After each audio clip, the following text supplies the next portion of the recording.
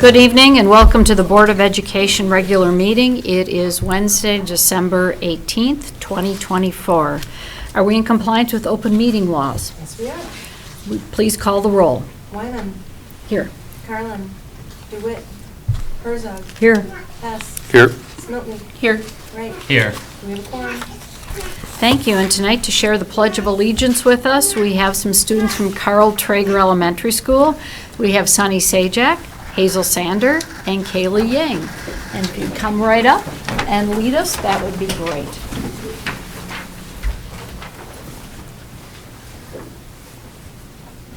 I pledge allegiance to the flag of the United States of America and to the republic for which it stands, one nation, under God, indivisible, with liberty and justice for all. And if you can just stand up there.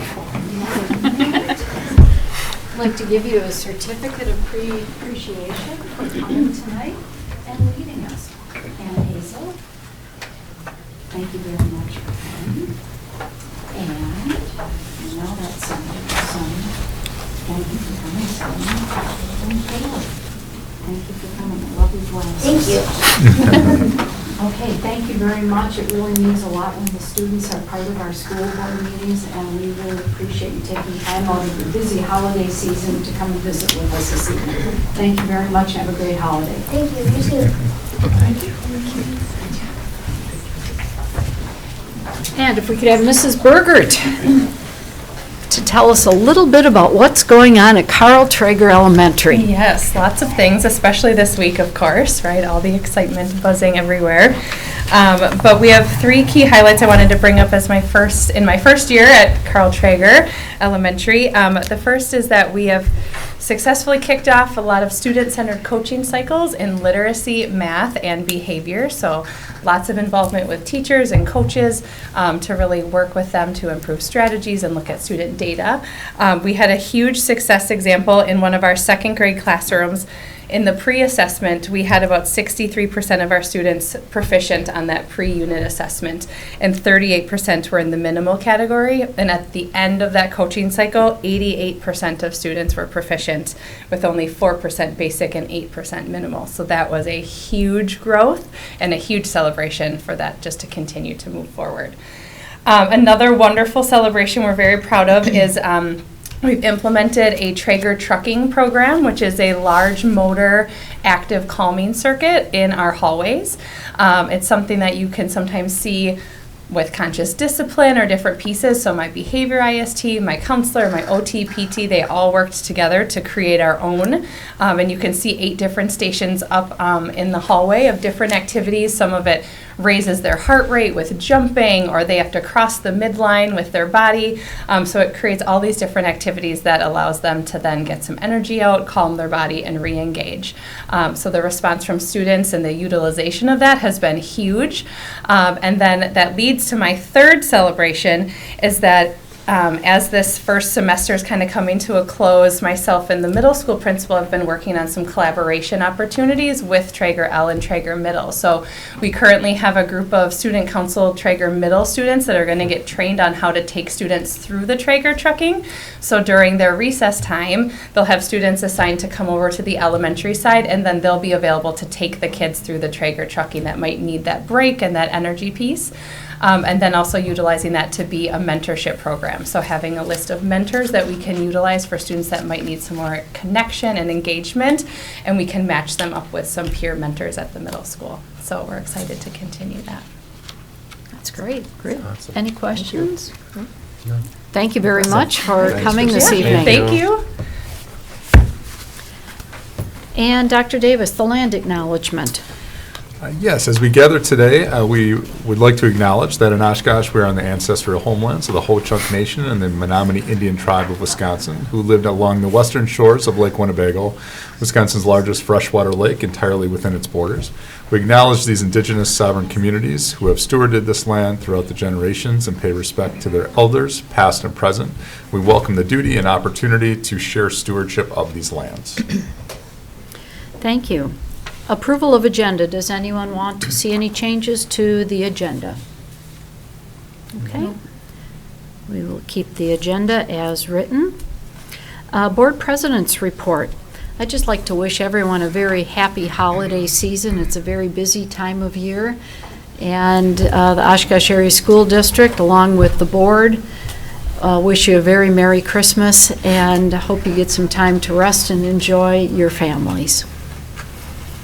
We have one retirement this evening, and that's Jennifer Flora, kindergarten teacher at Shapiro STEM Academy. She's been with the district since 2005, and her effective date will be January 17th of 2025. We wish her well in all of her future endeavors and thank her for the service to the Oshkosh Area School District. Superintendent's report. Yes, so tonight, again, just a lot of celebrations, as Kristen had mentioned, just a lot of activity across the system and across the city, so it's been great. So this past weekend, we had over 750 of our middle school and high school students come together for our annual Band-O-Rama concert at Oshkosh North. The concert highlighted the collaborative spirit of our music program with students from different grade levels performing side by side. Student musicians like Michael and Gabe from Oshkosh West emphasized the event's importance in building musical skills, fostering mentorship, and encouraging younger students to continue their musical journeys. Special shout out and thank you to all of our to our band directors, to our teachers, staff, and volunteers who made this event possible. Menominee readers and writers are working hard learning about symbol types, prefixes, suffixes as a way to break apart words. Students then use their understanding of syllable. I'm sorry, I said symbol before. My bad. Syllable, I guess I need to work on this a little bit, right, ironically. Syllable and word parts to determine the meaning of the words they are studying and apply them to other unknown words. So great work there. Our Oshkosh Early Learning Program recently brought families together for its first family night focused on composure and conscious discipline. Parents and caregivers, along with their preschool friends, enjoyed a wonderful evening of sharing a family meal together, kids exploring composure in classrooms and creating special composure tools, and parents and caregivers learning powerful strategies to support emotional regulation and mindful responses. The program looks forward to hosting a similar event on January 16th to learn about assertiveness. So keep up the great work. Our Bachstein Vulcan first LEGO League team demonstrated exceptional innovation at the Oak Creek Sectional Tournament. Students showcased their innovative prototype, the Bachstein Buoy. This device is designed to detect dangerous rip currents and potentially save lives. Competing along 25 other teams, our students impressed judges with their creative and impactful solution to ocean safety. Their outstanding performance was recognized with a First Place Innovation Project Award, earning them a well-deserved qualification for the Wisconsin State Championship, which will be held on Sunday, January 19th in Waukesha. So great job to that team and good luck moving forward. Oshkosh West High School has been selected as one of just 23 high schools in Wisconsin to receive a special grant from the Wisconsin Hospital Association Foundation.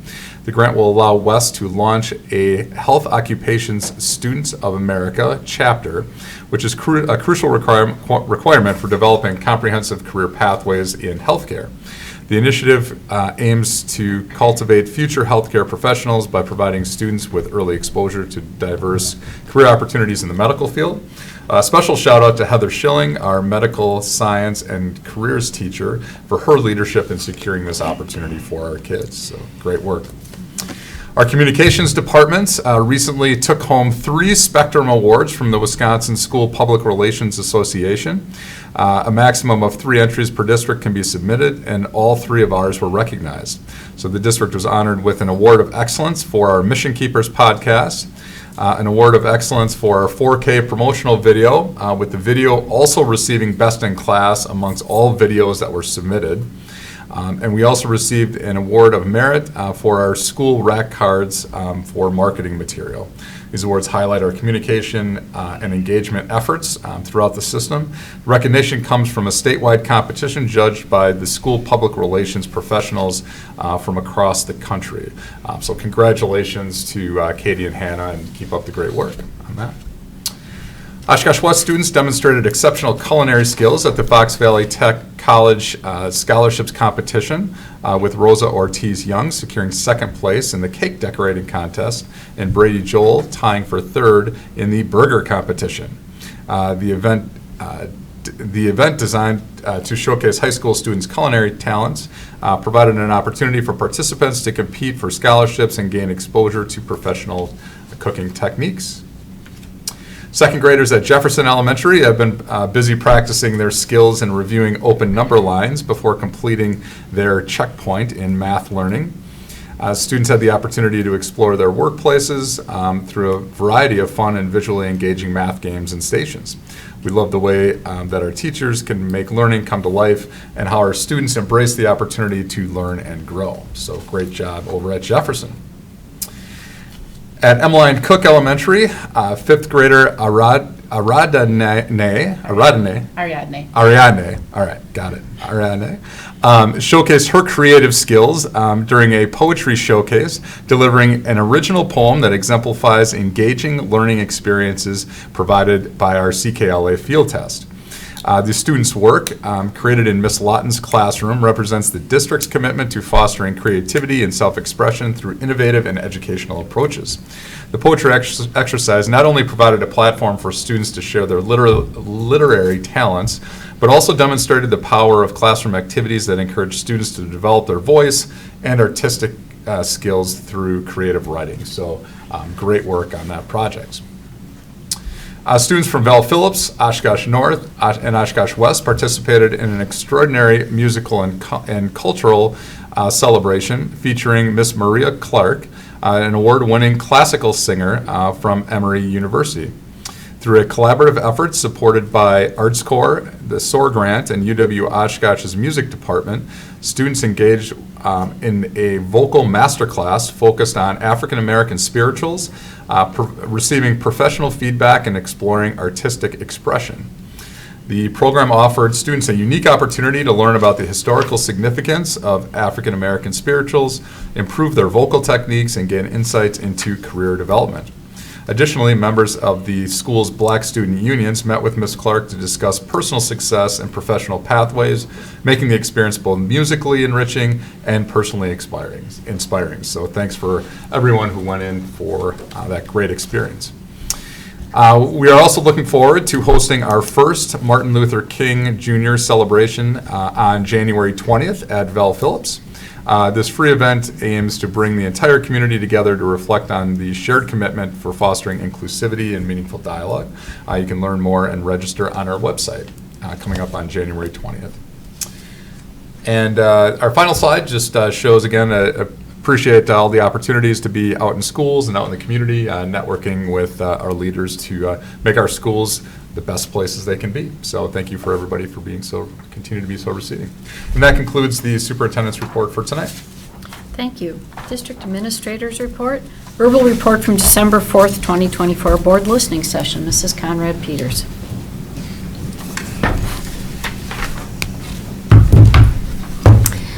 Good evening.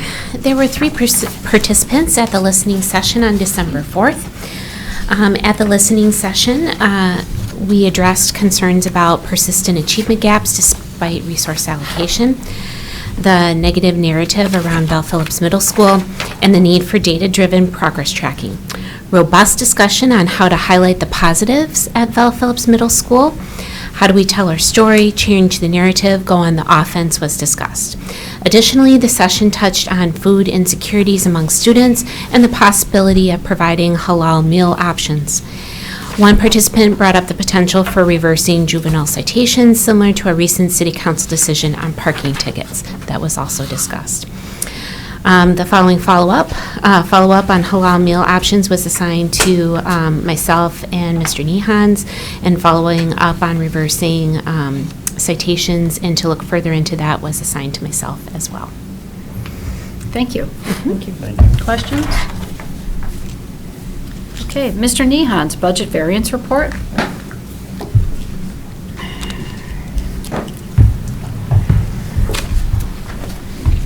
Good evening. The budget variance report you have included in your materials is for the fiscal year through November. I'm here to report that things have been tracking in all of our funds similarly to prior months. Nothing really new or out of the ordinary in this month's.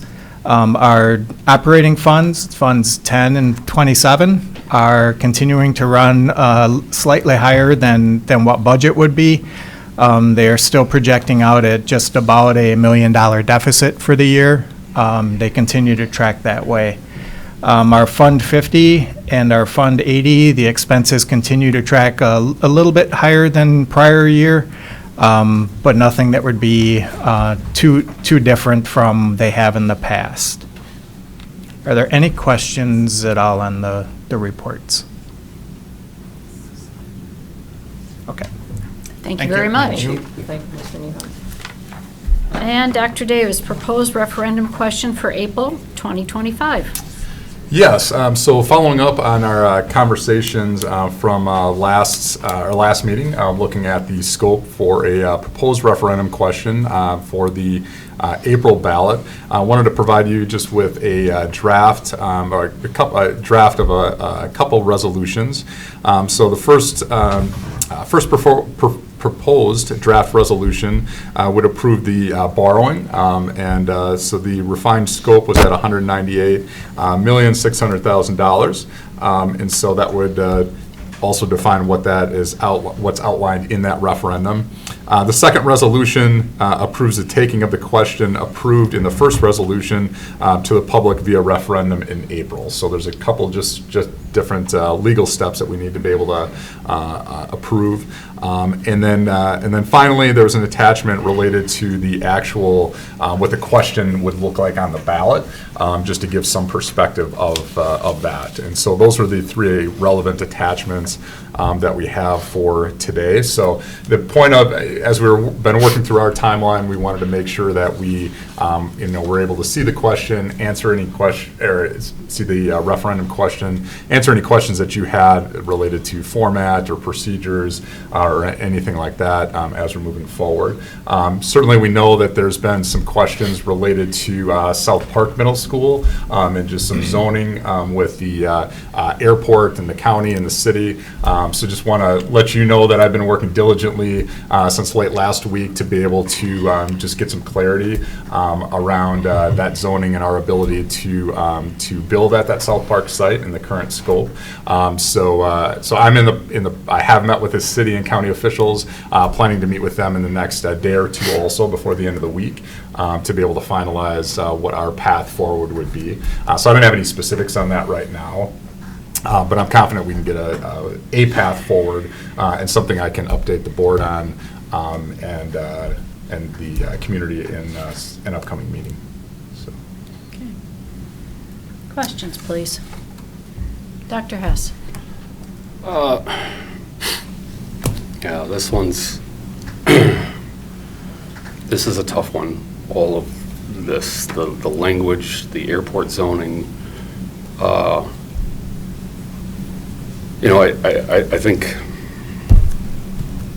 I saw the article on WBAY, and what I really struggled with was, I think one of the comments was that we cannot provide any specific details at that time.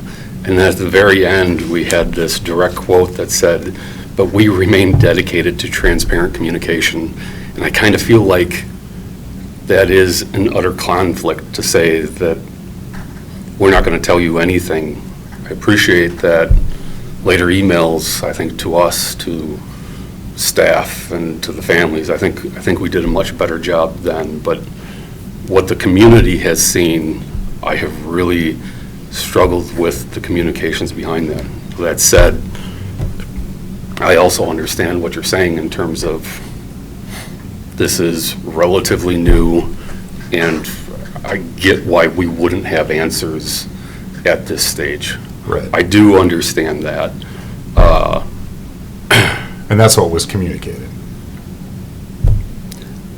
I think, What part are you struggling with? well, that the fact that we said we're not going to give any specific details at the time, I felt like we should have said at least that we know there's an issue with the prospect of being able to either build new or add on to it, that was it. All we really said is, we know there's an issue and we're working on it. I did struggle with that. I think while I don't necessarily expect answers tonight, I do want to kind of give you some of the things that I would be looking for prior to a vote on this. And I think one of the things, I've had a number of people call me up, and I think in the Herald I got quoted as, I don't agree with the referendum, but I do agree with asking the voters the question, so I think I'm the one that people are choosing to come to now. And I think one of the things that I heard repeatedly is who was responsible for this, that this is something that we should have known. It shouldn't be a last minute thing. And I understand privacy concerns. I think the community wants to understand that there's some sense of accountability. Something happened. I don't expect us to go out and name names, but I think somehow we got to understand what happened, who was responsible for it, and what are the ramifications of what we're doing. I think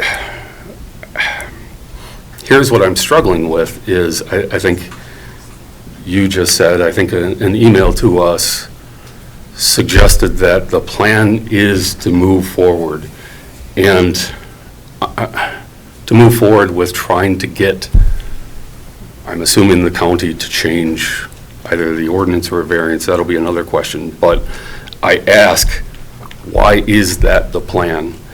And my struggle is that this is not the same thing as, for example, we had an issue with Val Phillips and the track, and the city council said no to it. And that was, well, because we didn't have enough plants. Well, okay, that's an easy thing to correct. I get that.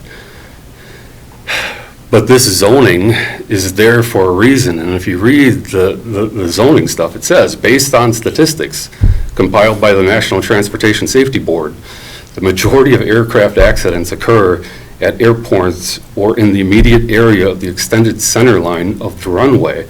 And what I'm struggling with is that in this zoning, South Park is exactly centered to that. And we are proposing to add 320 students. And I'll also note that, this is the Allegheny County Airport, a very similar size sort of airport that has the exact same things. Maybe it has a little more traffic, but then here's the Chippewa Valley Airport over by Eau Claire that also has the exact same restrictions, that if anybody has updated their zoning ordinances, this is something that everybody includes, that they won't allow schools. And so my question is, we continue to say students first, and I'm asking, are we sacrificing safety here? That I understand that we had 350 students there, but we're now looking to expand that to, I believe, 670. So that's a substantial increase. So philosophically, I don't understand why that is the plan.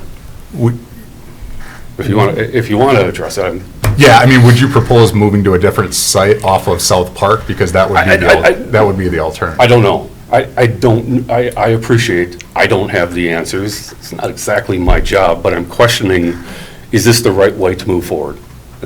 Yeah, so it's my job to make sure that we're putting together something, maintaining safety for students and also being responsible for taxpayers. So if we're looking at a different site, like, that's a significant cost increase, like, as part of that process. So that's why the proposal is to be able to, again, we don't have details right now. I get it. That we'll work through at the next meeting. But that would be a big, big shift. I get that's a possibility, but it's a question of safety versus cost here, and I don't know what the numbers are. I appreciate that, but that's what we're balancing here. I think one of the things that I want to understand is strategy. I know that we're proposing to go to the county board, I think, to get through this, to get approval. But you've got to go through county planning and zoning. Yeah, I can speak a little bit to that. So from a strategy standpoint, right now, I'm working with the county administration and the city administration to get a full, clear picture, along with our legal counsel, to get a full, clear picture of what the appropriate path is. So before we designate going to either board, there's different perspectives on kind of what the paths are. So that's something that I've learned over the last couple days, that, in a meeting either tomorrow or Friday, we'll get some clarity to that, and then be able to have a path moving forward. Because I'm interested in, are we asking for a variance?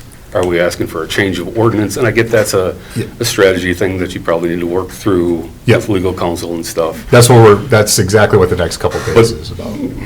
From my standpoint, that strategy kind of impacts, in my mind, the likelihood of the voter buying along into this overall thing. So I'm interested in understanding what is the strategy. Again, I get this is new to us at this stage, that it takes time to get to that, but that's something that I would hope to have. Not that we've got a definitive timeline, but, because I know you go through zoning and you put an application in the plan commission, that's going to take like a month and a half to get in front of them, and then common council, I get this is county, so it's a little different, but analogous. It takes time. It does, yeah. But I would like to understand what it is that we're doing. Yep. And then finally, the legal question is, we got language right now that says we are, I believe, construction of a new school. What happens if the referendum goes forward and the community says yes, but the county board says no? What is the implication of that? And so those are, I feel like, substantial questions that we need to have addressed before we do anything about voting on this kind of thing. So, And we've known about this for less than a week. So I think we need to give Dr. Davis the time to have his meetings this week and try to get some clarity so we can answer those questions, because obviously those questions need to be answered before we can feel comfortable with a referendum and go to the voters. And, this is a big deal that we did not know about. And who's responsible? I don't know. There's a lot of finger pointing at this time. And you can imagine there would be, because many people have been involved in many of these meetings. So it's a very interesting situation, and one that I hope is resolved quickly. Can I ask if we could kind of maybe back up a little bit to the premise of Tim's questions? Could you explain, as you understand it, what the issue is exactly? Because I think that I'm seeing some different things in different articles, and then on the internet. Could you explain what the issue is, as far as you understand it, and if it's specifically related to schools? And then if you understand it also, who is it, the city or the county or both, or we don't know? And I guess along those same lines, who is the one what entity changed this? So I guess overall, how you understand it, but. Yeah, so it's a county zoning, so Chapter 24, county zoning code that was developed in 2023. And so that was, process, and I think the last time it had been updated was like 1988. So it had been a long time for that process. From what I understand, I think the protection, similar to what Dr. Hess had said, is just around, emergency, safety, emergency management, and it's specific to areas that are in direct line with the runways. So the north-south runway and the east-west runway at Whitman has zones, and thinking about takeoffs and landings for planes, thinking engine trouble, that type of thing. I think that's what the protection is for. That's the intent of it, as far as I understand. And it is specifically related to schools as well? Yeah, schools are listed specifically in the zoning, along with a myriad of other types of land use, if you will, as we move forward. So there's questions that I need to figure out in the next couple of days of, like, who is the enforcing entity of that? Is it city because it's city? Is it county? Like, that's what I'm working through. There's difference in opinions of that. And so that makes a big difference, because that's based on, what board you would be working with, if any boards, that would make a big difference. So that's, before we make any definitive plans, I want to make sure that we're all on the same page as far as what that path would be. So that's my meeting, hence, like, either tomorrow or Friday, to be able to work through that as we're moving forward, as we go. So it's the county board that updated Chapter 24 in 2023, but we still might have to deal with the city because they somehow might be an enforcing entity as well. Well, work with, yes. Yes, We always deal with work in collaboration Yeah, with, yes. as good collaborative community partners. Yes, sorry. We will be working with, county and the city, and again, and we had a meeting earlier in the week, just to get things kicked off, and just need to be able to circle back around with that.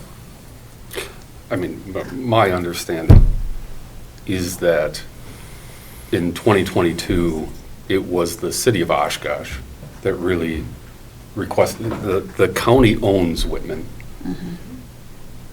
But there was some zoning restrictions that the city wasn't necessarily excited by and wanted to have more flexibility. So they ended up commissioning a study that the city paid for. It was like $66,000 to redo the zoning stuff. But there's that negotiation between a city and a county where the county can have rules, but if you are in an incorporated city, you don't necessarily have to follow those rules, but they try to collaborate. And so the county took the recommendations, approved it, and the city, as the enforcement entity, adopted those rules in their zoning ordinances themselves. So they are saying, hey, it's technically on our books, it's a Winnebago County ordinance, so I appreciate who's responsible and who gets to change it. But Thank you. Yeah, as we work through that. And one other thing that might be relevant from before too, from a safety standpoint, certainly, safety is our number one priority. We know that in Oshkosh, we've got about 10 days where that airport becomes the busiest airport in the world. So that's something we would certainly work with with the city and the county to make sure that space was safe during EAA times. That's not during our school year, so that's easy for us to be able to accommodate that. So it's those types of nuances that we can commit to get us to a good resolution here as we're moving forward. Dr. Herzog? Thank you. One of my, I don't have any more information than the rest of you do on this necessarily, but we have been talking about a long-range plan, which was adopted by a school board here around this table in early 2020. It's been talked about at meeting after meeting. It's gone to committee meetings. It's been covered in the media.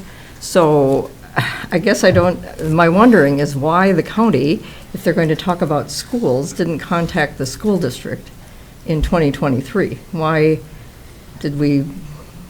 are we finding out about this now? If we were talking about something related to the county or the city, I would also think we would be respectful to those governing bodies and let them know what we were talking about. So I'm wondering why something wasn't shared at the county level with Dr. Davis and or the city so that we wouldn't be in this situation. And I think we need to let the process play out. I think we let Dr. Davis conduct the meetings he needs with his staff and the appropriate county and city people and legal counsel and figure this out. I was going to, if you have more about the airport, we can do that. I was going to ask this thing about the actual wording of proposed questions. Just to comment on Dr. Herzog's comments there, I think one of the struggles is whenever a city or a county changes zoning ordinances, they have a requirement of, and I see that the city of Oshkosh, in collaboration with the county, held a public meeting. And as part of that, they send notices out to every single entity that owns property in there. So we probably did get a notice at some point. So it's going to be tough for us to say we didn't know about it. Now, I get when you read that, you might question what does that mean and does that impact me? But that is kind of typical with zoning ordinances. So I'm struggling a little bit, but I get we need to move forward from here. So Thank you. I mean, like everyone up here, I learned about this on Monday, and I want to see how the process plays out, certainly, but also I'll just be out front with it. For this to be a part of the question moving forward, I feel like it needs to be buttoned up. And by that I mean there can't be uncertainty. We can't go to referendum with some of the questions lingering that, with this specific part on the referendum, with some of the questions that Dr. Hess brought up about long-term options on that site. So I want to see how this plays out, certainly, but it's a lot of money and everything needs to be buttoned up before it can be included, in my opinion. Thank you. Mrs. Milton? I was just kind of on the assumption that everything is okay. I just want to point out questions related to the actual draft referendum question. It's always legalese, and it's always going to be difficult for people to understand. I am hoping that we can ask legal counsel to at least maybe put this into bullet points. You can leave the exact same wording, but separating out the words help people understand the components. I don't like, so part D of the 4D of the report where there's the actual draft question. I would appreciate it if everywhere there's a semicolon, we could put it into a bullet list. I think that might help people understand each of the different areas of it. So that would be one suggestion that I have related to just understandability. Yeah, we can check that out. Yeah, and the other question I had with that is, I know we are, again, on the assumption that we're moving forward with a new middle school at South Park. We explicitly state, which I appreciate, that it would be a demolition and construction of a new school and removal of the current building. I'm curious if, and I don't know if we can do this, but we don't mention the fact that it would be a seek to sell Roosevelt in the question, and I don't know that we can or should, but I think that, again, people always get, it becomes an important component of what are we doing with things. Very good. Thank you. Dr. Herzog? Thank you. I had a question in that same 4D major point. There's phrasing at the end of that I don't believe we've looked at Facilities and Finance Committee. After the word air conditioning, where it says district-wide building infrastructure, capital maintenance, and site improvements and acquisition of furnishings, fixtures, and equipment. I understand when you build a new building, you have to have fixtures and equipment and so on, but I don't understand what district-wide building infrastructure is and capital maintenance and site improvements. I don't understand what those two phrases are referencing. Okay. If they are referencing the schools listed above, or they're talking about other schools, that's not clear to me. Okay. We'll get that clarified. And the question mark at the end. Well, it's a question. Yeah. Well, oh, I see. Yeah, It's the question. Yeah, Okay. that's part of it. Yeah, so people will then have to circle in yes or no. Yep. Good, okay. Well, good discussion and more to come. Thank you. Thank you. Education Committee? Oh, excuse me. I'm could- sorry. could we go back to the second proposed draft resolution. Okay. I had one question there under 4B. It says that basically, Section 3, must vote at the times and polling places at which they cast their ballots. We have a large percentage of people in this community who either cast absentee or they vote in person in advance of the election. So I'm wondering if this wording allows them to vote as absentee, or must they show up at a polling place? No, they certainly would be able to do that. I Is need to the find that three section. Second resolution. It's 4B, Section 3. 3B, Maybe I have the wrong reference there. or Section 3. Is that what you're looking at? Yes. All right, District section- electors must vote at the referendum Section election 3. at the times and polling places at which they cast their ballots in regularly scheduled elections. Their home, I don't think, is designated as a polling place, so I'm wondering, can they vote absentee? That This language is to me is the confusing. resolution. Section 3 polling. This might be just on the bottom of the previous page. Oh, got it, okay. Yeah. Yeah, no, certainly absentee voting, it's something that we would provide access to, so I'll check on that and see if there's, again, most of this is standard language, but I'll see if there's anything that is missed with that. so. I just think we need to be clear on where and how they can vote. Absolutely. Anyone else? Thank you. Education Committee report? Facilities and Finance. Oh, you have education. Okay. I do.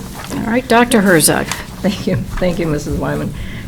Excuse me, the Education Committee met on Wednesday, December 11th.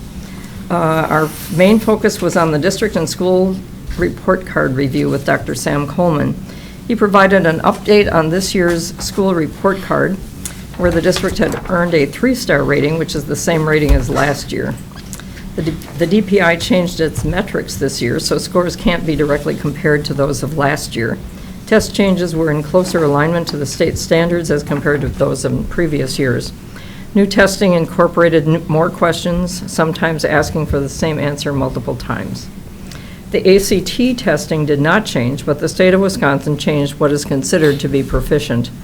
While we are still understanding how to make sense of the changes and the cut scores, the district is already making changes in how students prepare for the ACT by increasing exposure to ACT-style questions in key content areas. Celebrations include Oshkosh North High School and Oshkosh West High School receiving scores as 2 of the top 3 high schools in the Fox Valley. Coleman provided a brief explanation of what is looked for in each area for achievement, growth, achievement outcomes, state comparison, growth outcomes, state comparisons, and target. He also provided information about what the district is doing for schools that are not meeting expectations, exceeding expectations, and significantly exceeding expectations. The committee expressed its concern about how the testing and scoring from the DPI is lagging. The district has been making positive changes since these scores came out and are looking at, so these scores are really a look in the rearview mirror and are not reflecting the work that is currently in progress. The committee discussed scoring comparisons and stressed that the focus moving forward needs to be on both math and literacy and not just focusing on one or the other. The 4K program is critical in helping students to be ready and successful in succeeding years.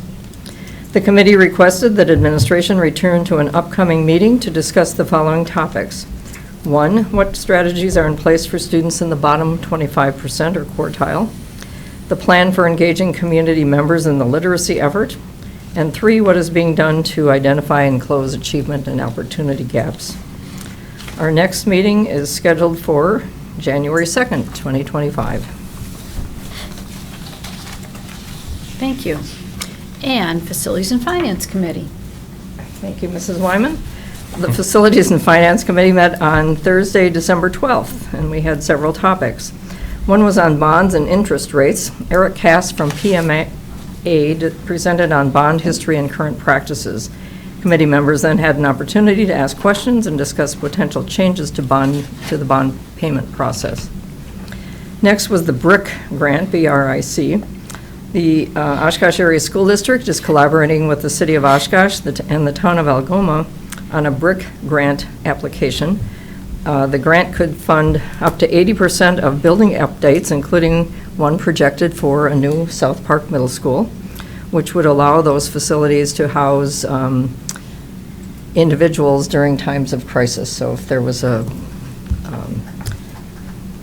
chemical spill, or there was a explosion or something like that, or a tornado, there would be places for people to find refuge. The timing for filing the application would be soon in order to have the timeline consistent with Phase 2. We also discussed home football games at our high schools. Mrs. Kiffmeyer proposed holding homecoming games and games with scheduling conflicts at the high school stadiums. This would increase community involvement as well as school pride. There are 2 community feedback sessions scheduled for 2025. One is on January 27th and the other on February 3rd, so that members of the community can provide input on the use of these facilities for those home games.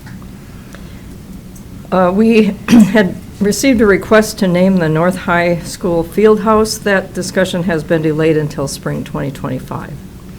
We also discussed the memorial garden, potential memorial garden for Webster and other OASD sites. A committee member had raised the question of a memorial for the Webster Stanley site.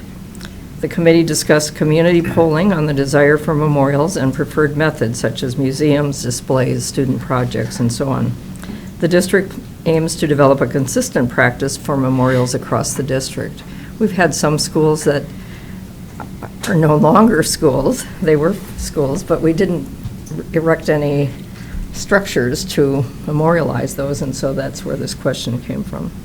And finally, we had a preliminary budget discussion for 2025-26 from Mr. Nehans, noting that it is a work in progress. Key factors include per pupil increases, special education aid, and potential funding deficits. A more definitive budget will be available closer to the 2025-2026 school year. Our next meeting will be on January 9th, 2025 at 7:30 a.m. Thank you. Thank you very much. Mr. Wright, Legislative Committee.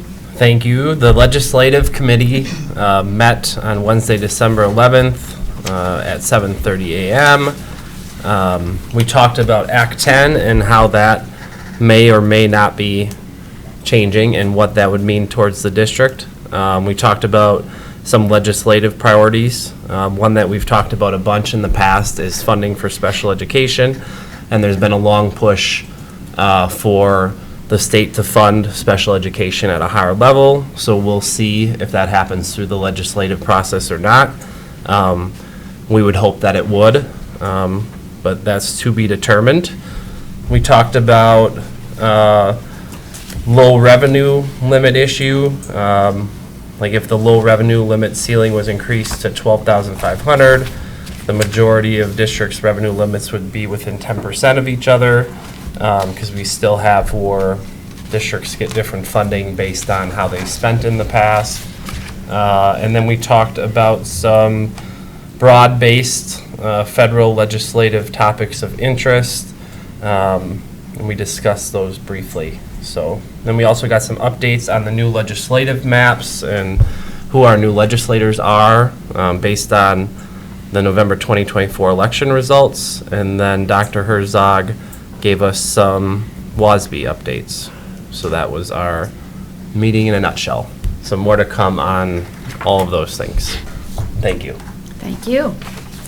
And we will now move on to related public forum. There is no one to speak for the non-agenda related public forum. We do have one person, Mr. McKinney. If you'd like to come up to the table, clearly state your name, the city you reside in, and the topic you wish to address. And limit your comments to 3 minutes. And remember, the use of specific names of district personnel may lead to legal liability. Okay. Welcome. Thank you.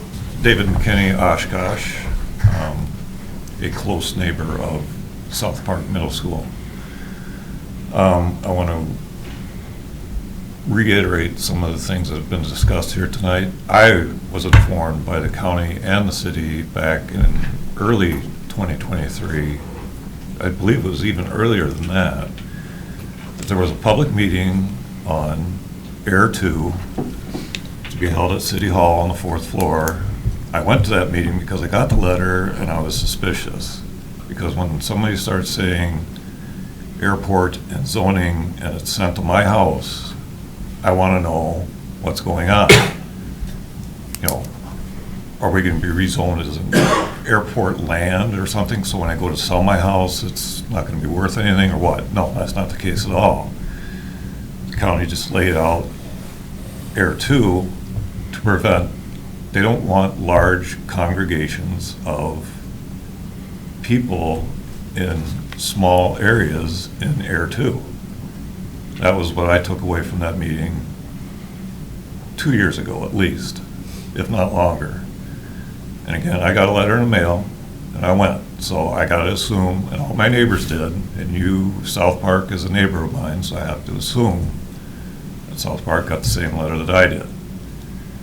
Whether anyone went or not, I do not know. September of this year, I went to the South Park, I guess you would call that a listening session. I don't know if you remember me, but I did stand up at the end and I said, are you aware of the Air 2 overlay zoning from the county that affects this property and what you can do on this property? You said, I don't know what you said, but it wasn't, I will look into this tomorrow. And this was back in September. Yeah. Do you remember me being there? I do, Yes, yeah. and I did say that, Yeah, right? and- Yeah. And we did, go So ahead. all I can do, right now I went with 45 seconds left, is say, I can't believe that we're going to have a referendum on at least South Park. I don't care what else you want to do in the district, the auditorium at North High, whatever. But I can't believe that there's going to be a question on a referendum and we have zoning issues, big zoning issues going on, where the county is actually coming out and saying, we don't want these high-density things anywhere near the runway, regardless of it's EAA or not. That airport is busy. I live there, I hear it, I put up with it. So be careful. That's all I can say is, you know, I don't know what else to do for myself or for you folks either, because this wasn't looked into a long time ago. And in the 1 second I have left is, can we stop buying properties along South Park Avenue for outrageous sums of money for a project that we don't know if it's going to go forward or not?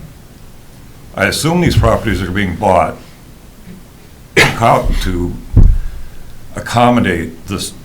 Apparently we're building a new South Park. We're not going to remodel what's there, so it sounds like we're building a new one.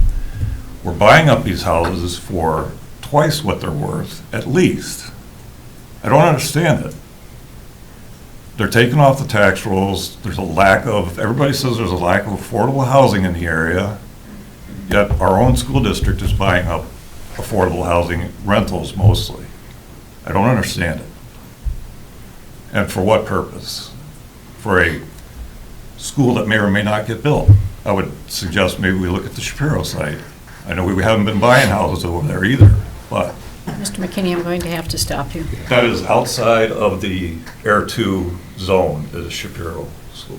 Thank you. Thank you very much. Thank you. If I can just respond, so I do remember that communication. So the follow-up after that meeting was for Bray Architects to check in with the zoning. So they checked with the city and not the county. So the city did not, the zoning came up still as institutional, and so that's why it didn't trigger up to the county level as we were moving forward. We also checked with the DNR just related to building, building on that ground to see if there's any limitations there. So that was the follow-up. So there was follow-up to that meeting. Obviously, it wasn't in the right capacity related to the county, and so that's where that's where the mistake was made.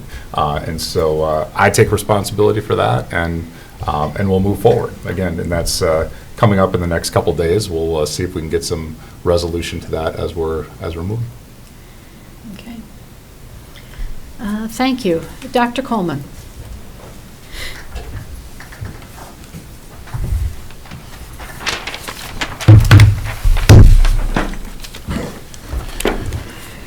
Good evening to the board and to those present and those listening. It is my pleasure to facilitate our workshop for tonight as it pertains to our district's overall score rating.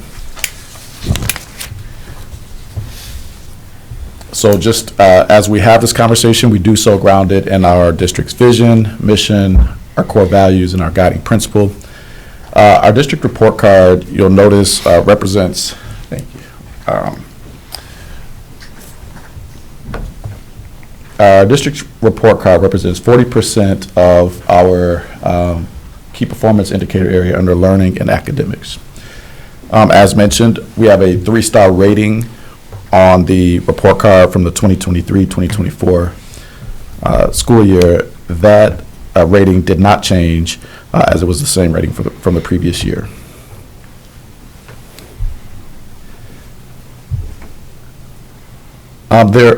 There are some important updates that I want to make sure that we are transparent about as it pertains to the school report card rating and factors that may contribute to what our overall rating was. So during the 2023-2024 school year, the Department of Public Instruction administered the new forward exam, English Language Arts, and mathematics tests. These were aligned to standards for English Language Arts that were adopted in 2020, and then the mathematics standards that were adopted in 2021. Also, during the summer of 2024, the DPI established new performance level cut scores for the forward exam and math content areas. A standard setting was determined with Wisconsin educators to provide the DPI with recommended cut scores.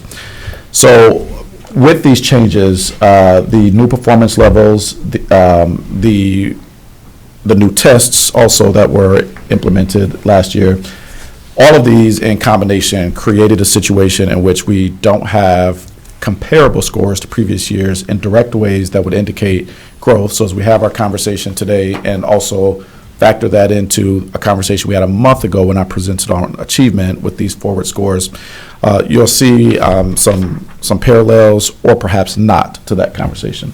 But due to those changes, as we talk about previous year's growth or ratings, it is important to indicate that, again, that those cannot be directly comparable. I have more details about that at the end of my presentation. As we celebrate what our state of the district is as it pertains to what's captured in the school report card, Oshkosh North High School and Oshkosh West High School are in the top three scoring high schools for the Fox Valley Association Conference. It's important to note that this celebration indicates the score of the report card and not necessarily the top achieving districts in the Fox Valley or the top highest growing districts, but we're talking about the score of our report card as the Department of Public Instruction has determined it. The overall district continues to meet expectations on the district report card, and we remain focused on growth within our system to exceed expectations. We also know that there are opportunities that we have to pay attention to for improvement. In the spirit of our district's core value around responsive improvement, here are some of the areas that we've identified as where we need to focus our efforts. First, beginning with a focus on explicit and systematic phonics and foundational literacy instruction and math instruction in early grades. We've recently made a decision as a school district to field study a universal curriculum for all of our elementary school students. Right now, we're starting with 40%. Next year, we will scale that to all of our students. And that provides, in a sequential way, the type of instruction in phonics and early literacy skills that we have a high level of confidence will factor into student achievement. So we've made that focus not only in our instructional materials, but in the practices that our educators use to teach those early skills, both in math and in literacy. We've also expanded our focused improvement efforts to grades K-5 through 8 to strategically sustain and accelerate student proficiency in literacy and math. Specifically, those efforts include adopting the universal instructional materials for literacy in all of our middle schools, that would be StudySync, and then field testing our comprehensive literacy instructional materials in our elementary schools, core knowledge, language arts. Additionally, our focus in that expansion has included adopting the most current edition of our math curriculum for our elementary and middle schools. So that would be the Bridges 3rd edition and illustrative math for our middle schools. And then also our professional development focuses that we provide across the district, doing so through the lens of engagement for all of our students and instruction that is rigorous, meaning that it's appropriately challenging and at grade level. So we'll continue to strategically facilitate and support increased collaboration across our district, and that would be collaboration between, for example, our special education teachers, our ESOL teachers, school counselors, behavioral interventionists, understanding that those opportunities for collaboration helps us to build each other's capacity to better serve our students. We'll do this in ways that allow us to set expectations for what engagement and instruction looks like in ways that are clear, reasonable, and manageable. And lastly, systemic improvements in our practices and interventions are being explored and implemented as we address the significant math and literacy achievement inequities for our Black students, our students who receive special education services, and our students who receive ESOL services. So specifically, when we talk about what those interventions are, or strategies and tools that we use to address the growth and achievement for students who are in our bottom 25%, our analysis right now is to make sure that those practices and those resources that we are using for interventions are actually accomplishing what they intend to. If we find that those are not the most effective interventions or strategies, our analysis will then prompt us to replace those with strategies that we believe are going to be more effective. Across our system, so beyond what some of those practices are within schools, across our system, as of 2023, we realigned our school district's administrative team to provide more targeted and routine instructional support to our principals. So directors who support our elementary schools and our high school director have worked, I would say, tremendously hard to collaborate with our principals to support the development of the principal role from more operational management in a school to more of instructional leadership. Additionally, we've leveraged our coaching model, which is student-centered coaching, as well as our student engagement, professional development through conscious discipline. We've leveraged that through an equity lens, meaning that we are considering what these strategies look like with students in mind who appear to occupy the majority of our bottom 25%. And we know that those are going to be students in our target group as defined by the DPI. For our school district, that would be our students who are Black, our students who receive special education services, and our students who receive ESOL services. Classroom engagement strategies have been a more explicit focus in these recent years, and also using strategies to increase the access that students have to the materials. We've also worked to increase teacher and specialist collaboration in the implementation of IEPs for students who receive special education plans and ILPs for students who have language plans through our ESOL department. Again, that collaboration is aimed to enhance the engagement and instructional strategies and impact in our classrooms. And then lastly, we know that, and you all probably hear this often as a board, that behaviors or the experiences that students have and they communicate them through their behaviors can sometimes be a barrier to the type of high quality teaching and learning that we would want to see. So right now we are critically analyzing our behavior trends, our truancy occurrences, and other school culture and climate norms to identify and address academic needs and then barriers that might exist to prevent students from being able to engage here in our schools. As we shift now to talk specifically about our school report card, our school report card is made up of these four areas: our achievement, our growth, the outcomes for students in our target group, and then the on track to graduation measure. I'll show another slide in a moment to show you what percentages of our overall score are made up of those 4 areas. But this is here in chart form. You'll see that from 2022 to 2023, there were some slight changes. So for our school district, last year, student achievement accounted for 18.7% of our overall score, whereas in the 23-24 year, there was a slight decrease in how valuable that overall score was in our score, so to 16.5. You see that growth increased as an important factor, going from 31.3% of our overall score to 33.5%. And then our target group and on track to graduation group, that remained the same. You'll see this slide often, and this is the snapshot of our school, our student demographics. So the number of students we're serving, 9,113. And then you'll see that the percentage of students that we serve with disabilities are 16.5. Students who identify as being economically disadvantaged or who report that, 47.7. And our students who receive ESOL services, we're at 7.0.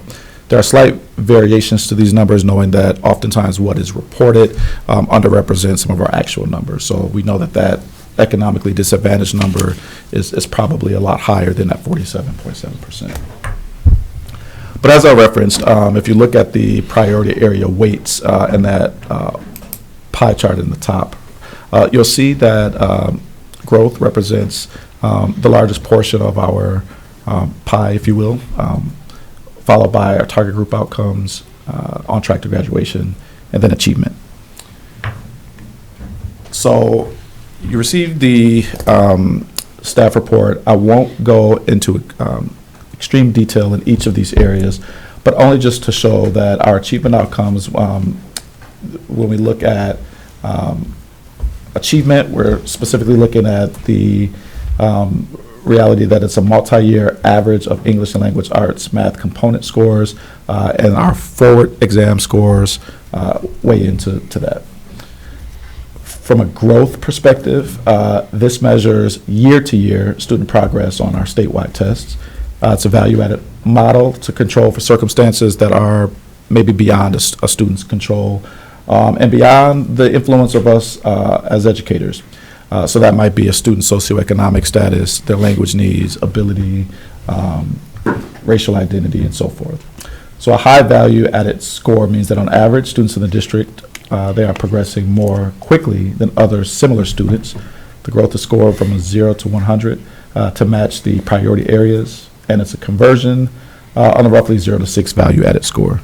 There's more details in the documents at the end of this presentation that if you want to get more information about what those scores mean and the formulas for them. As I've mentioned, our target group, this represents students that are in our bottom 25th percentile. So in that quartile, the majority of students who make up our target groups, again, are Black students, are students who receive special education services, are students who receive ESOL services. And then lastly, the on-track to graduation score, the fourth area, this again makes up 25% of the overall score. And this score is essentially a prediction for the percentage of students who are on track to graduate. Factors are considered, for example, attendance, truancy, and their proficiency. This is a reiteration of our achievement data disaggregated. The boxes that you see in red outline the students who are in our target groups. There's also been a slight change to the category ratings for achievement or performance that a student would be in. In previous years, we categorized that performance as below basic, basic, proficient, or advanced. This year's changes represent the following groups: developing instead of below basic, approaching instead of basic, meeting instead of proficient, and then advanced remain the same. And that was from the DPI, the change of the Yes, thank you for that titles? clarification, and that change is from the DPI, correct. So that would be for our English language arts. Math, we don't see significant variations between where we are with our math outcomes and our literacy outcomes. And so Again, we know that we have work to do, so where we're shining, we are shining, and where we know we are struggling to meet expectations, math and literacy are comparable in that. So we're prioritizing both of those content areas or subject areas, knowing how important they are to overall student performance. This slide just represents what our trends have been. Again, you see the line connecting the years represented there, but it is important to borrow from DPI's language to indicate that these scores cannot be directly comparable to previous years. There were temporary changes made to the score weights to allow some comparability, but you'll see that we were slightly higher than we have been in the previous 2 years. The slide that you see here shows where our school district is overall in comparison to districts in the Fox Valley or in our area.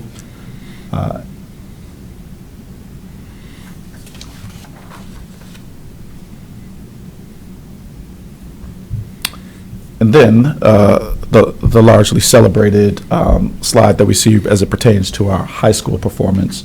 Again, we see Oshkosh North with those school report card score of 78.8.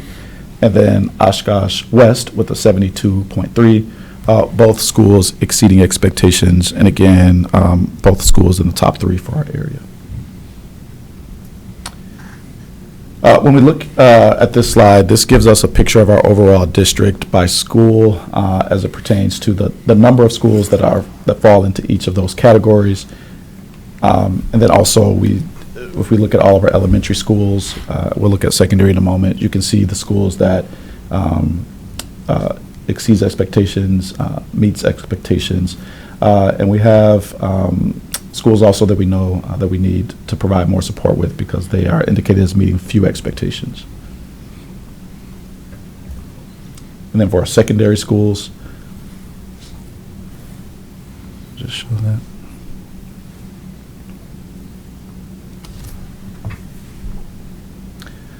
So to just reiterate before we open up for additional questions and discussion, we do want to celebrate and acknowledge that the school report card ratings, and this KPI is about the report card ratings that the Department of Public Instruction gives us. And we are excited to report that our high schools represent 2 of the top 3 performing high schools in our area.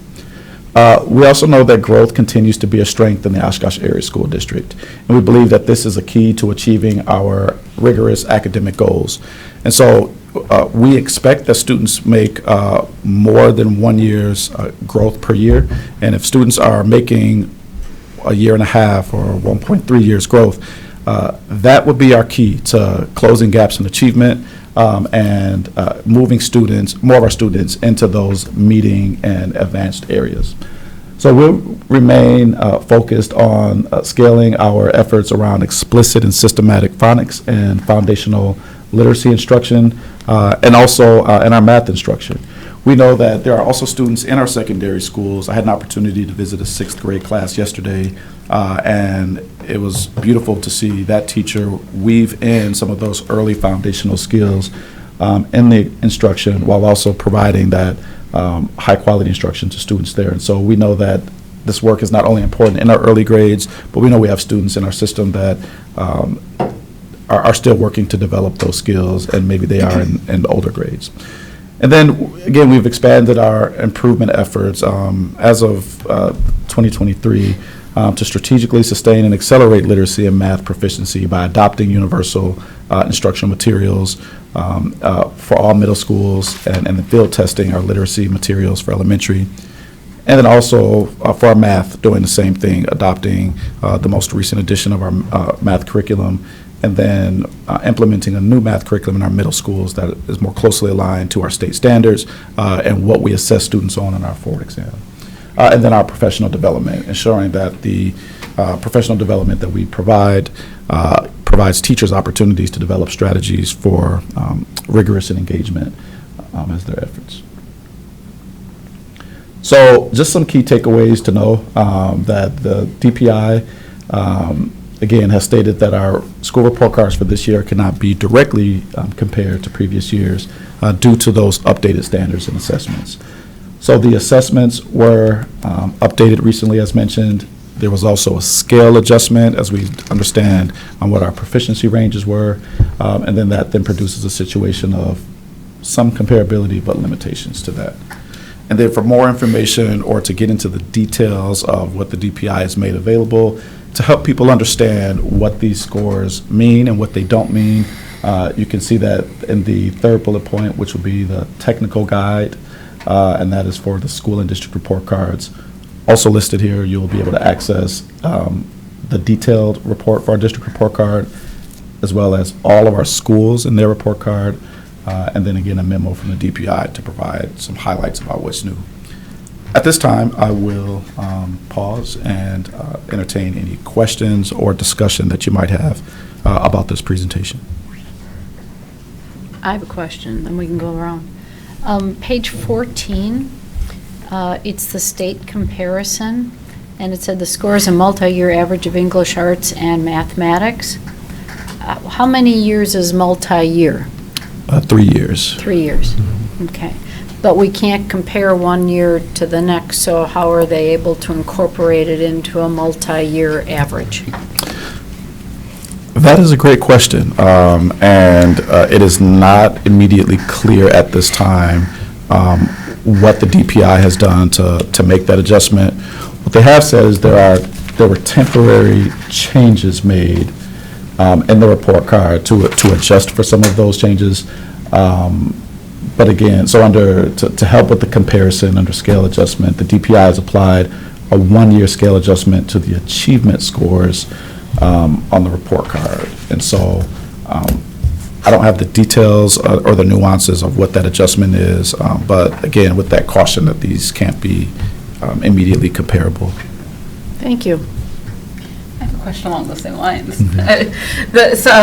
There was an op-ed, and I mean, there's lots of chatter across the state about how, there's an op-ed in the State Journal about this, about how Wisconsin, as compared to other states, makes it incredibly difficult for parents and apparently school administrators to access this data and understand it and really break it down to make it something that's useful to them.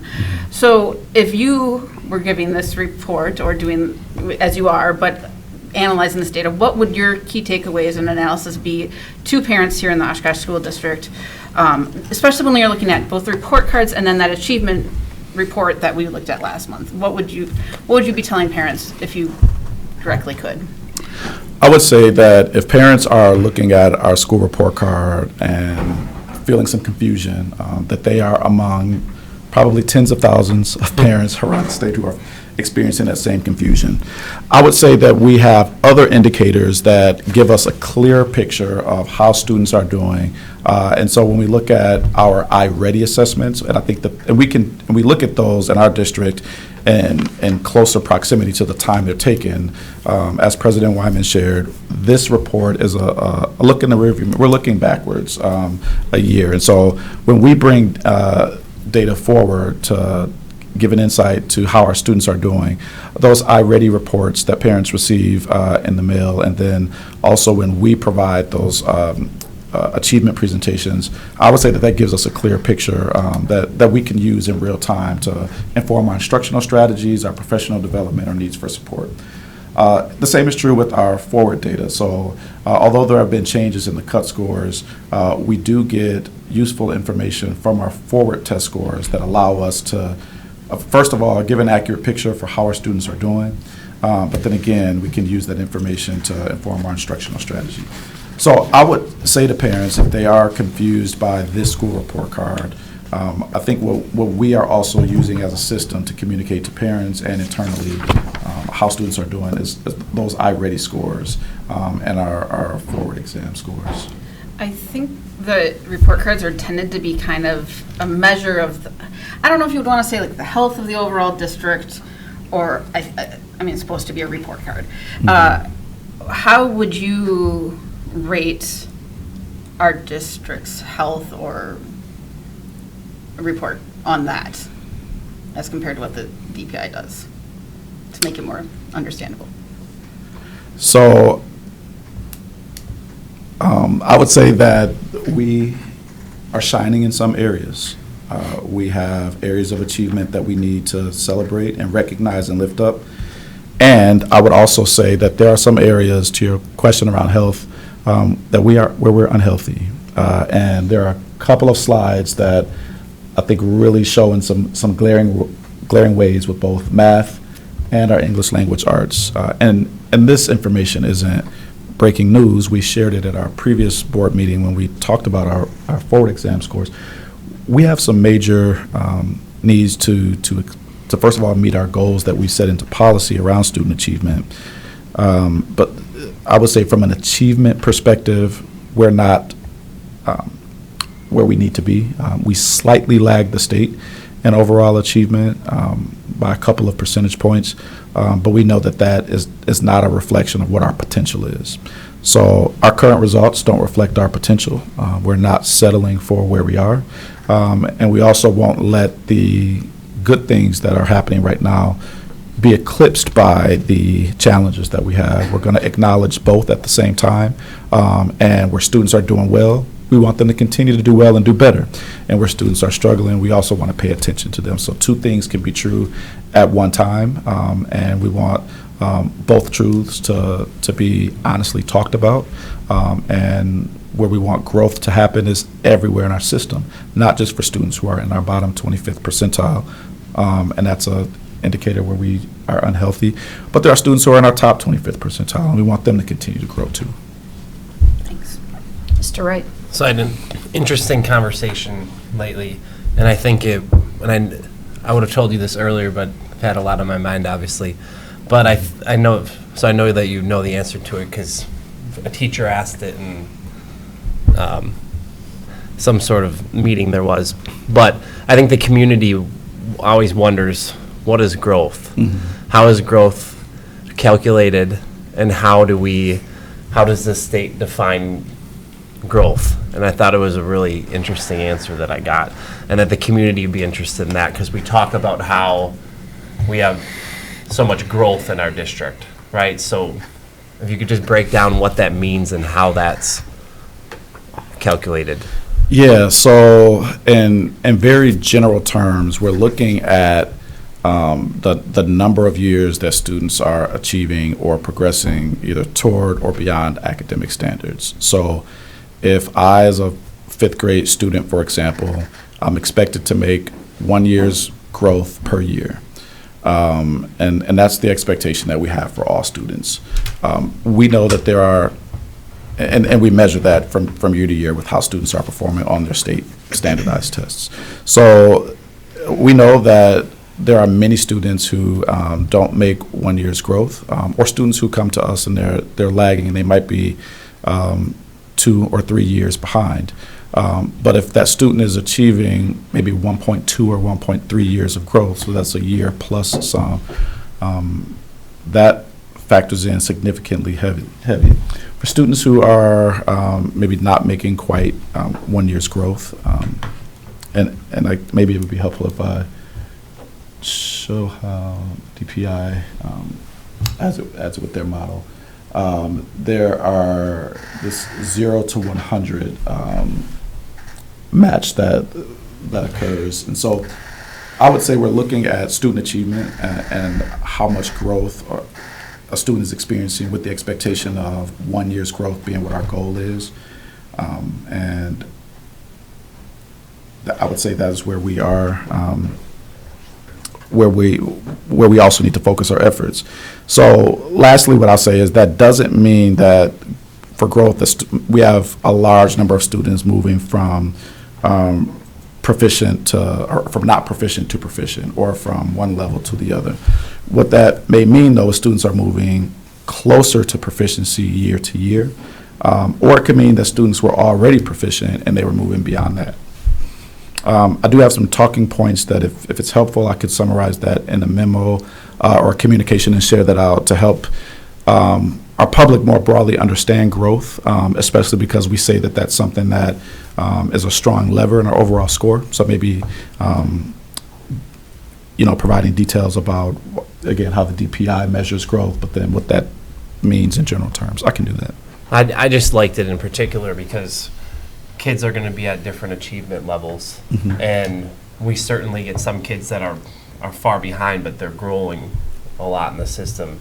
And I like that outcome is reflective of that, because not everyone starts at the same spot, and a strong growth score could indicate that. Exactly. And there are some schools that have more students than others who don't start at the same spot. And so each school's growth score, their percentage of, so each school also, so we're talking about our district report card. Each school also gets their own report card, and the weight of their growth score might be different from another school in our same district based on student demographics there. So that's also taken into account. Thank you. Dr. Herzog? Thank you. I agree, we need to be concerned with growth for all students. I had a conversation earlier this week with one of our principals who also reiterated that, saying, yes, we need to be concerned about those who are not making that year's growth in a year's time, but also those high-achieving students. We don't want to limit their opportunities moving forward.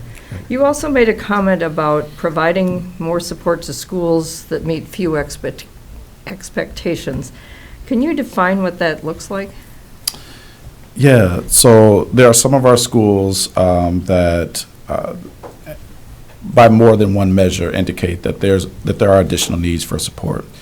I don't believe that it's a coincidence that our schools that meet few expectations are also our schools that we see designated as Title I schools. Certainly not all of our Title I schools are schools that would fall into that category, but the ones that do, we know that there are higher needs that exist there, and so Title I, which is a federally funded, federally structured designation, which comes with federally funded grants, allows us to provide more service through Title I and potentially through Title II, which would be our professional development. So some of those additional supports might look like additional staff to assist with behavior, professional development, when we can, smaller class sizes.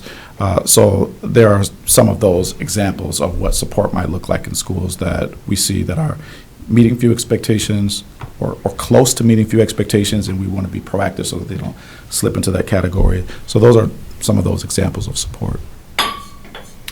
Thank you for that. I had an opportunity to talk to one of the principals whose school fell into the meets few expectations category. And my takeaway was that the staffing is allocated on a formula basis of some sort, and that everybody gets the same. And we've talked about looking at things through an equity lens here. And so I'm just wondering, are we looking at allocation of resources with an equity lens for those schools that meet few expectations who may need some additional resources to help more students be successful, including showing greater growth? Yeah, I would say that has evolved over time, and with Julie Conrad's leadership, she's refining what that process looks like to ensure that schools that have higher needs, and we can identify those needs by looking at a number of data, certainly socioeconomic data, the number of students who might receive ESOL services, discipline data, and suspension data, and things like that. And so we take all of that into consideration, and we know that our school certainly, and I hear it probably in the same way that maybe you have, that if there were more hands on deck, the work might seem more manageable. And one of the things that under Julie Conrad's leadership that we are currently looking at is how to provide in sustainable ways additional support, if that would be FTE, to provide those services for students who we know need above and beyond what they would get in a general education space. Thank you very much. Dr. Hess? Boy. Dr. Coleman, I got some comments, but I mean them with all due respect to everything that you've said. I get we have been put in a very difficult position in terms of the report card and how you bring all this stuff together. Where I really struggle is in some of the key communications. First, I would like to discuss a little bit growth and your explanation philosophically as to what growth is, rather than 1 year's improvement, a year and a half or 2 years. That would be absolutely wonderful. I think at the Education Committee, I showed a diagram that showed our growth over time, and it was relatively similar to what we're seeing here, that we were in the 87.6 percentile, meaning we're better than the fair majority of districts in the state in terms of growth. Yet somehow, over the last several years in math, we've seen a decline, and this last year we saw a minor increase in English language arts. And so you're asking me to either believe that all growth occurs before that threshold or after that threshold, and that to me is a miracle, or there's something statistically wrong with the calculation. And as a statistician, I'm going to argue it's a statistical problem rather than a miracle. I agree with you entirely that that's what we need to do, is see growth beyond a year. But I would suggest utterly that this growth that we are seeing in this report card doesn't constitute that. I think when we see the report card, or the iReady data, I think you have an opportunity to show something like that then, and that's where I'd be far more interested in and actually might believe in growth that comes from that data. Where I struggle is, I've seen online things, people talking about the weighting of it, and I agree, we had a slight change of weighting. Quite honestly, the weighting doesn't mean how you change that isn't going to change the overall impact of it. Where I'm really struggling with, though, is like tonight, I think we often take up these things in isolation. Tonight we're going to consider a resolution about WASB's recommendations, and one of those resolutions is to request that the accountability report card score is based entirely on achievement. And so, I talked about earlier about transparency, and again, I understand that you all as a district have been given this from the DPI, but if we actually went with WASB's recommendation, where we're sitting here saying Oshkosh North is at the top of the conference, if we look at just achievement, Oshkosh North is dead last, and that's a big struggle. And so it's difficult to understand what we should be looking at in terms of achievement, and we've been kind of hosed in that regard. But I would remind this board that last year you all had an opportunity to look at something that you could compare. We could look at the forward scores to the prior year.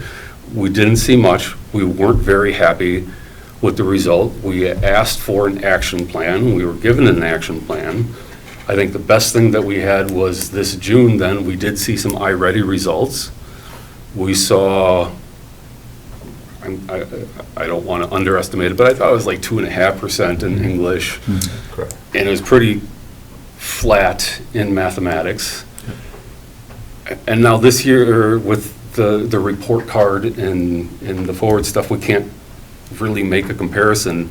And so in my mind, we're left with, we really struggled with last year. We wanted to see changes. We didn't see, I'm going to say we didn't see much in the iReady result, and we can't see much here to really look at. And so I'm still left with this angst about, are we accomplishing things? And I think I've heard previously that it's going to take 5 years to see things.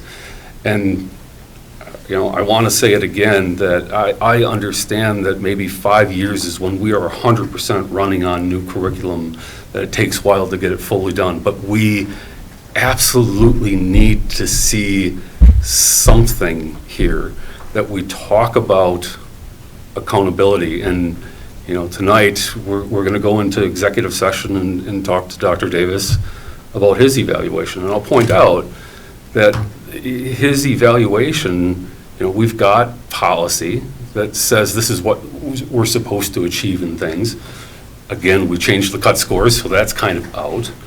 But I'll note our evaluation doesn't even evaluate him on what we are achieving in academic achievement, but rather it's worded as, is he holding other people accountable? And I struggle with that, and I think that's something that we need to change. And if it truly is that we are allowing him to hold other people accountable, then we need to see either improvement, or if he's holding other people accountable, then we may need to see some of our educational leaders departing the district if we are not seeing change. So we need something. It has to happen. So, Dr. Coleman, could you talk, because we've talked a lot about clarity, accountability through clarity, right? Can I ask and some of the action steps. Were you suggesting, or Dr. Hess, were you suggesting that DPI is incorrectly calculating their data? Because I thought I heard a reference to that, and I just want to be clear, because they're the one putting this data together, not us. There are elements of it that absolutely I think they're doing wrong. Absolutely. You know, you struggle with, you know, we talk about academic achievement, the academic achievement score, and they tell us that it's out of 100. Well, actually, it's out of 150 that you get 1 point for, I forgot what the titles are, low, let's just say low, medium, and then meeting expectations. So it's a half, or 0 points, a half a point, 1 point, and then for advance, you get 1.5 points. Well, you average that, that's 150%, or 150 total points, but they lop it off, they truncate it at 100. And you're left with, well, why are we doing that?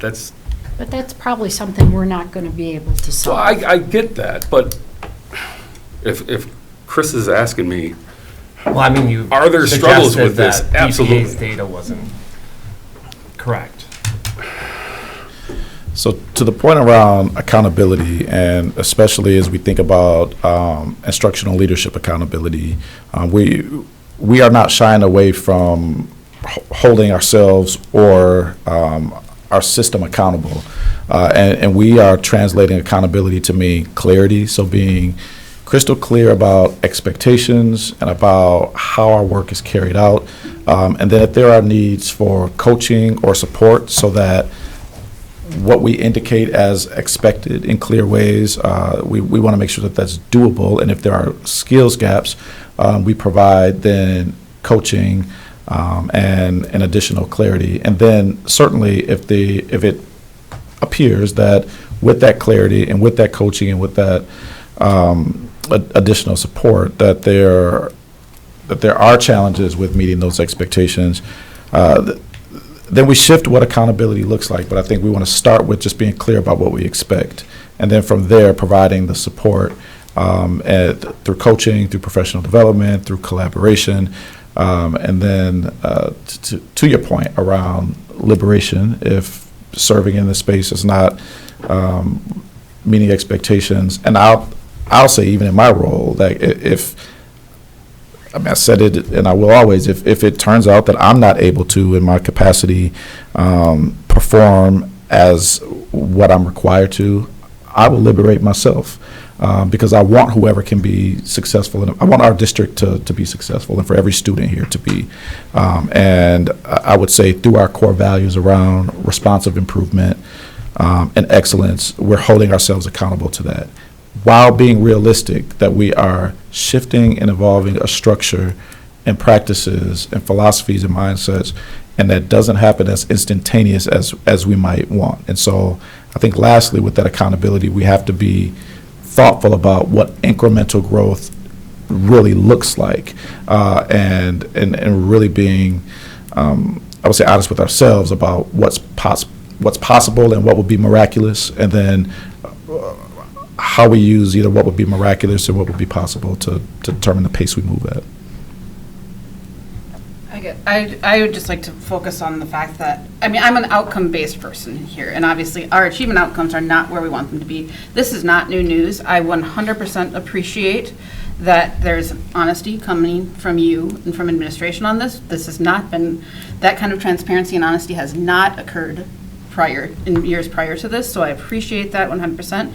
I also think that, we're talking a lot about rigor and engagement, and I think it's going to be a lot of hard work for our kids. I think it's going to probably be harder for our adults that are in this system. And I appreciate that they hopefully are up to the task and will be doing this, and that there are liberation opportunities for people if this is not the path that is for them. It's about getting these kids up to achievement levels that we need them to be and that they deserve to be at. The DPI report card is what it is. I appreciate that we have to report on it, but I do think we need to focus on achievement, and I appreciate that there are changes happening that have not occurred in years past. And so I will give some grace to allow that to occur, and with your leadership and Dr. Davis's leadership to make, to turn this ship around. One thing I just want to also emphasize is understanding that, this is a full community effort also, right? Our staff is in it.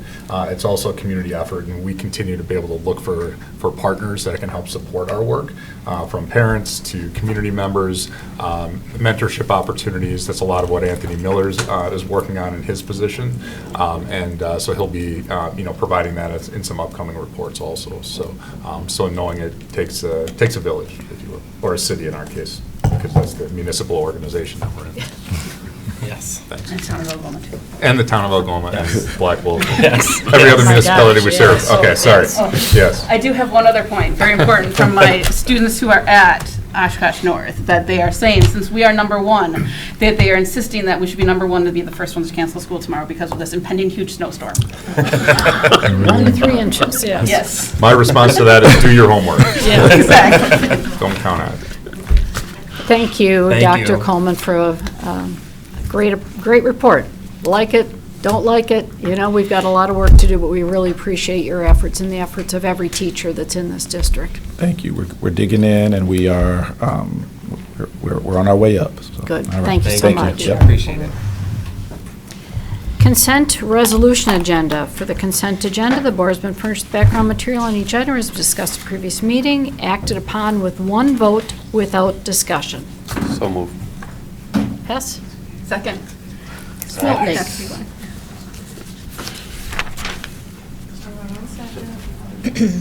All right, Herzog. Aye. Hess. Aye. Smeltnik. Aye. Wright. Aye. Wyman. Aye. Resolution carries. Thank you, and we have an individually considered resolution, approval of Wisconsin Association of School Boards, WASB resolutions. Motion? I move the motion. Herzog? I'll second. Right? Dr. Herzog? Thank you. This is an annual action that takes place by the 421 public school districts within the state of Wisconsin, as well as the CISAs, who make up the membership of the WASB. In September, there was a deadline for any district, any member of WASB who wanted to submit a proposal for consideration at what is called the Delegate Assembly, which will be meeting at the state convention in January. So there will be over 400 delegates on the floor, in addition to the 15 members of the board. And this was a vetting process. There were some proposals that didn't make it at this point. They were evaluated not on the merits of what was submitted, but on the criteria of, is this something that's relevant, and is it something that should go to the entire membership? And so every district has a delegate. Ours happens to be Mrs. Carlin for the upcoming January event, and our purpose tonight is to direct her how to vote on these things when they come up one at a time. It's not a consent agenda on the floor. They take up each resolution one at a time, and there are often amendments. So what we're doing is directing how we want Mrs. Carlin to represent us at the delegate assembly in January. Okay. Dr. House? I mean, there's a lot of stuff in here, and I can get behind a fair amount of it. You know, there are the Blue Ribbon Commission, there are many things there that I can support. There's a few things there that I'm challenged to support. The decoupling of public and private school funding, I honestly believe that because of the disparity of when the appropriation happens and the year at which they pay out, that technically our taxpayers get a very small benefit from it. You know, the accountability standard, what I had just talked about, I mean, that I fully support. So I'm going to, in this particular case, vote no. I suspect this will pass, and I get that Ms. Carlin will probably take it up and say yes, but there are some elements that I'm just not content with, so. Okay. Anyone else? I'll just say that there are a couple that I really, really am excited about, related to, as we've learned about in recent meetings, about the early literacy assessments for English learners, and then also the achievement usage are two that really stood out to me as very useful, hopeful changes. Great. There's a few that I'm really excited about, probably mostly the funding or the decoupling of the funding of private and public schools, just because I think that that whole formula is very messy, and us being a pass-through and then having us distribute private funds to the private school district, I just don't think that that's the best way to manage that type of funding. So I hope there's some traction on that, because I don't think that our levy we can actually depict how much of our levy is where, and it just gets really messy from a private public school funding standpoint. So, yeah. Okay, call the roll, please. Hess. No. Smeltney. Yes. Wright. Yes. Wyman. Aye. Herzog. Aye. Resolution carries. Okay, request for future agenda items? I think I would like to put on looking at our school resource officer partnerships on the agenda, and thinking through the relationships and their role in the schools. And then also probably looking at our work within discipline, since it has come up so much in all of our listening sessions for the last year and a half. Okay. And are some of those on our calendar already, the school resource officer? Or is that in a different context? That would be in a different context Okay. specific to the agreement. All right. Yeah, so we Okay. can put it on for it. Thank you. Anything else? All right. Announcements. Anyone with announcements? I just wanted to say thank you again for a wonderful Bandorama. Holy smokes, that was so fun to be there. Dr. Herzog and I were sitting up in the end bleachers, and it was just amazing to see all those kids. So hats off to everyone, especially the directors, but all the students and the parents that filled the North High School gym. It was really a sight to see. I also wanted to say thank you to anyone that has had involvement in the holiday music programs. Very, very exciting. A lot of work for the teachers, the kids. And it's not just the performances, but so many of the teachers do so much, especially in the elementary school, inside their own classroom. So thank you for all the extra efforts. And shout out to all the students and families that have become more involved and taken part in a lot of these different activities that have happened. And thank you for the principals and the teachers that have planned a lot of family activities for the individual schools. Means a lot to everyone. Okay. Now we would like to adjourn to executive session, considering employment, promotion, compensation, performance evaluation, data of any public employee over which governmental body has jurisdiction or exercises responsibility. We'll be discussing the superintendent's self-evaluation and the board's semi-annual evaluation of the superintendent. So moved. Second. Wright and Herzog? Mm-hmm. All right, Milton? Aye. Wright? Aye. Wyman? Aye. Herzog? Aye. Hess? Aye. Meeting is adjourned to executive session.